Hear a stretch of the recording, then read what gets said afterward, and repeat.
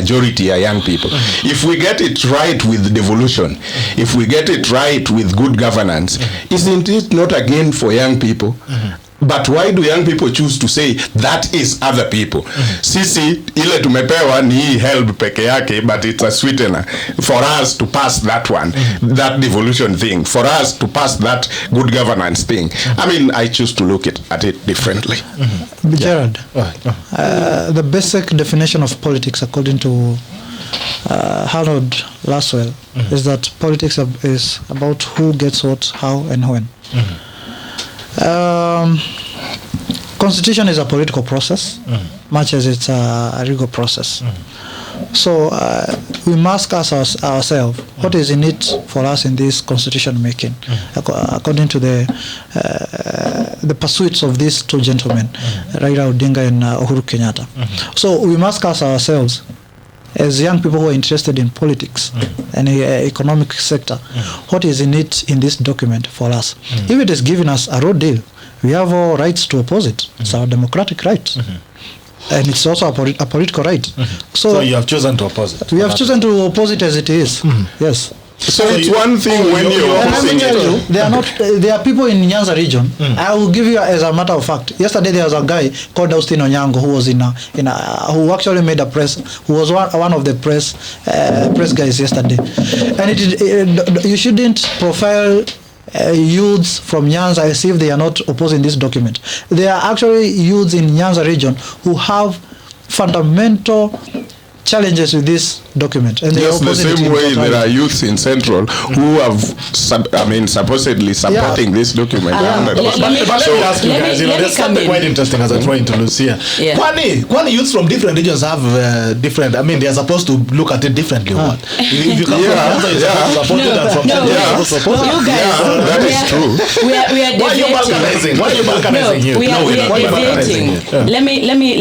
Let me I first want to talk to my fellow youth here. I'm glad that you're actively doing something to help young people in this country. I'm glad that you've taken a stand, a very strong stand against the BBI report. That is very awesome and inspiring. But there is something you said that I want to disagree with you strongly. You said that it does not matter what goes on. As long as there's a young person in parliament, you feel represented. I disagree, because I don't feel represented. The young people that we have given the opportunity to serve us in parliament are not serving us. They're out here killing us. They're out here doing basically nothing that progresses us. Ni kama beshtako aomoke, halafu ache kushika simu zako. That's basically what our young politicians are doing to us right now in parliament. They're not representing us.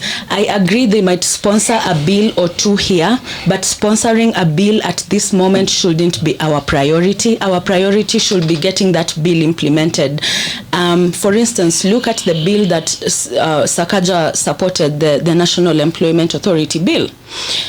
What is the implementation? Do people in your constituency even know about it? Have you tried to follow it? Because the implementation is not there. Sponsoring bills is no longer enough. We need implementation. And if someone somewhere in a position of power is not going to implement, then that person shouldn't be there at all.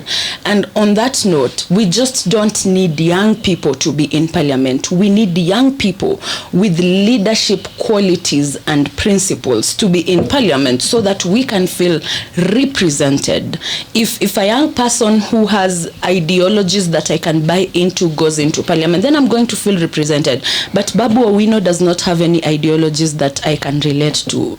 Neither does Johnson Sakaja or any other young person in parliament, whoever's name I don't even know them. I really don't care. Now, when I come to Meshach, there's this thing of it's called ephibophobia. It's the fear of young people. All governments have it. all people have it. All people above the age of 35 have it, and I'm seeing it in you, which is very, very sad. Which is very, very sad. Extremely sad for me this morning. Can you repeat again so that I can go and use it over the weekend? It's called what? Ephibophobia. So ephibophobia is the fear of young people. When I see a young person like my brother here coming up, and I'm seated in a position, then I get scared that he's coming to take my position, and therefore I defend my position with everything I have, including excluding that young person to the decision-making table. No matter how good the ideas and the energy to implement he might have are, I'll just exclude him, because now he's threatening my position that I'm still interested in keeping. And until we have older generations that are willing to do a transitional power thing from generation to generation, we are going to have this problem all the time. Now, here is where you, the government, and everyone else supporting the BBI is going wrong.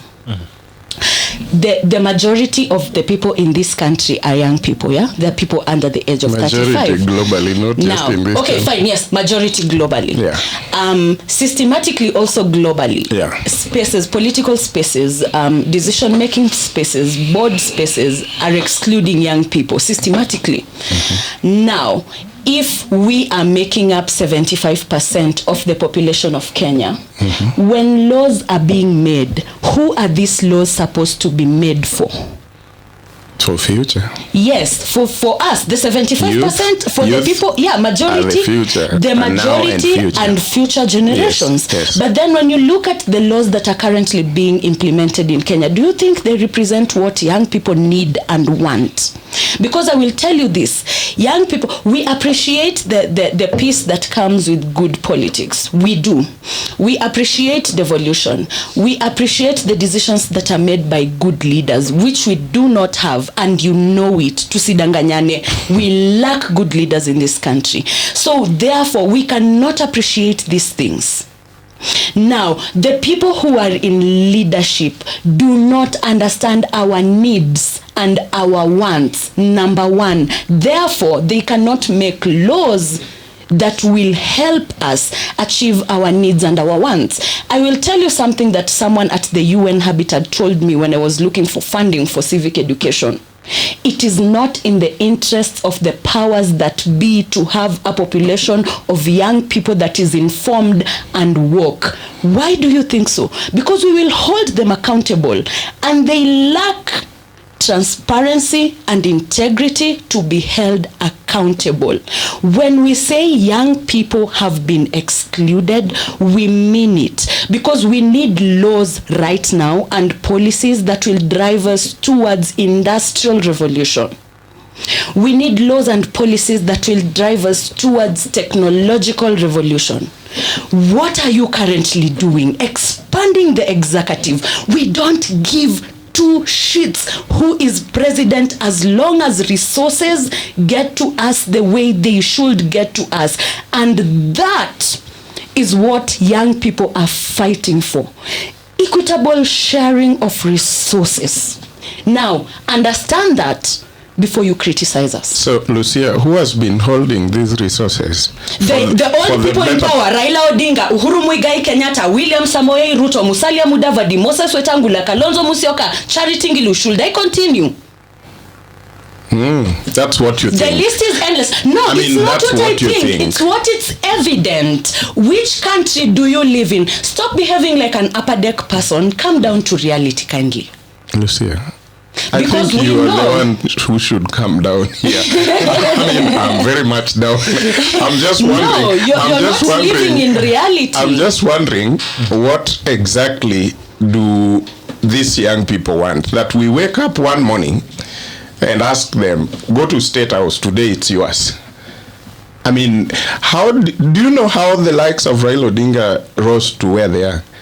I don't really care. They didn't live somewhere and came as old people and joined power. You know that. You should actually know that. I am aware of that. So, are we doing the same thing the Orengos, the Kiraitus, the Mukisas were doing when they were young people in politics? Are the times the same? Are the challenges the same? Are the situations the same? It was worse then. Yes, thank you. It's not It now. is better We are now. enjoying the freedoms that they fought for, but we want more because we are in the 21st century. Is it just wanting more by speaking that we want more, or wanting more by doing something? I am here, aren't I doing something? How did you come to know of me? But then, how many young people are doing something? A lot. A lot. A lot of young people are doing a lot of things. Then Am I how right? many young people are in parliament and you're not satisfied? No, now, the young people who are in parliament are not representing us. That is what you need to understand. So who elected them to parliament and you are the majority? You are the voters. Who actually elected them? See, that's not that's not where the thing. it meets the logic. That the majority wing who claims to be majority and the voters elected their representative to parliament, and here whining now they are not representing us. I mean, let's just go and do the right thing in 2022 then. And then the debate is over. The fact that we elected them, the fact that we elected them and they have failed to do the job that we sent them to do does not mean you should gaslight us. We exercised our authority to. They came to us. They gave us a manifesto. We believed in them. We exercised our authority and responsibility. We voted. If you say manifesto, I remember some manifesto. They failed. They failed. We are now holding them accountable for their failures. We are not whining. Stop thinking we are whining. We are not. We are holding them accountable for their failure.